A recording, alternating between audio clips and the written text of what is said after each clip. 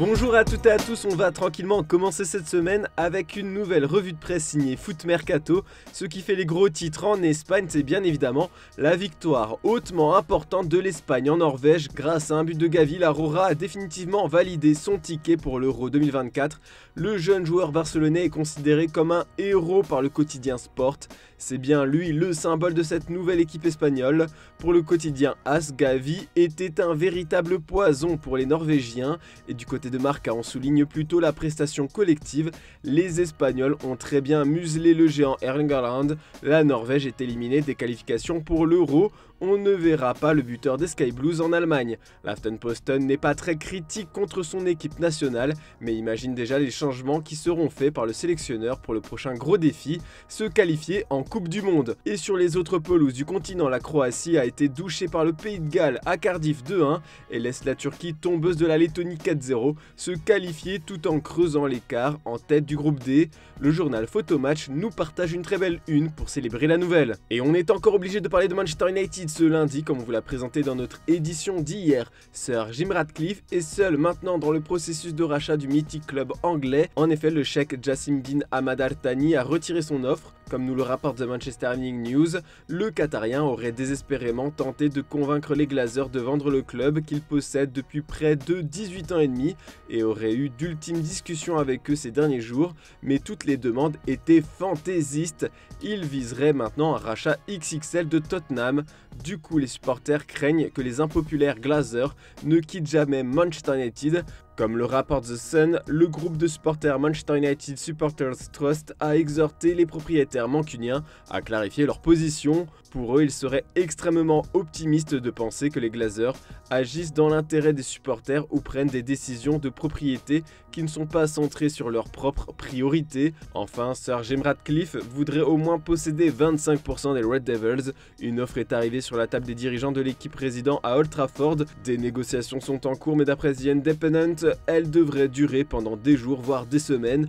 Le but du patron d'Ineos est de devenir actionnaire majoritaire dans les années à venir en grappillant des parts dans le club dans les années à venir. La Gazzetta dello Sport ouvre son édition du jour sur Sandro Tonali et analyse ce qu'il risque à cause de ses paris illégaux.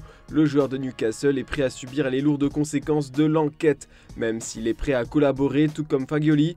La sanction prévue est d'au moins 3 ans de disqualification qui peut même aller jusqu'à 5 ans s'il s'avère qu'un joueur a parié sur un match de sa propre équipe.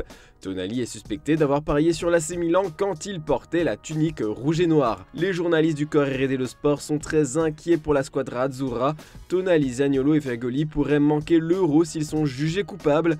Du coup, Spalletti commence déjà à s'appuyer sur d'autres hommes forts comme Fratesi et El Shaarawy comme titulaires possibles. Ils devraient l'être d'ailleurs demain soir contre l'Angleterre. Du côté de Il Romanista, on parle du futur de José Mourinho, comme l'écrit le journal. C'est déjà acté que son aventure à Rome ne durera pas. Le journal reprend des informations du Corriere dello Sport et assure qu'il a en effet décidé de rejoindre l'Arabie Saoudite en 2024. La semaine passée, le coach portugais avait assuré qu'il irait jusqu'au bout de son contrat en 2024 et qu'un jour il entraînerait en Saudi Pro League. Maintenant, la presse italienne rapporte que le Special One est déjà approché par des dirigeants saoudiens. S'exprimant au Festival dello Sport, le patron du football dans le pays du Golfe, Carlo Nora, a confirmé vouloir José Mourinho dans son championnat. Voici ses mots. Personnellement, je l'attends, mais je ne sais pas si je peux parler au nom de l'Arabie Saoudite. Nous devons continuer à évoluer. On cherche évidemment un autre effet Ronaldo, mais il est irremplaçable. J'espère que Mourinho aura un impact tout aussi important, mais aussi ceux qui viendront après lui. Maintenant, je ne peux pas dire que Mourinho sera la prochaine grande personnalité du football à débarquer. On va parler encore un peu plus mercato. Maintenant, le FC Barcelone aurait décidé de recruter définitivement l'attaquant Joao Félix à l'issue de son prêt cet été. Xavi est satisfait des performances de Félix avec les Blaugrana. Depuis qu'il a rejoint le club catalan cet été, il a inscrit 3 buts et délivré 3 passes décisives en 8 apparitions, toutes compétitions confondues. AS nous expose le plan des Catalans pour garder le joyau portugais. Les dernières informations sorties en Espagne évoquaient un montant de 80 millions d'euros pour convaincre les colchoneros de le lâcher. Eh bien, les dirigeants barcelonais vont jouer sur l'attachement de Félix à Barcelone pour le pousser à mettre la pression sur sur l'Atleti et donc d'obtenir un bon prix l'été prochain. Puis la guerre est déclarée entre le Bayern et le Barça pour une star allemande. Selon les dernières informations de Bild, reprises par Mundo Deportivo ce matin, les deux clubs vont se rendre coup pour coup cet hiver pour s'offrir les services de Florian Wirtz. Le milieu offensif du Bayer Leverkusen est fortement valorisé sur le marché. Le club allemand ne laissera sûrement pas partir sa pépite de 20 ans pour moins de 100 millions d'euros. Attention aux enchères. Et pour être bien complet sur l'actu mercato, d'après le Mirror, Newcastle veut arracher un crack anglais aux mains d'Arsenal. Formé chez les Gunners, Emile Smith-Rowe n'arrive pas à satisfaire les exigences de Mikel Arteta et ne sera pas retenu en cas de grosse offre cet hiver.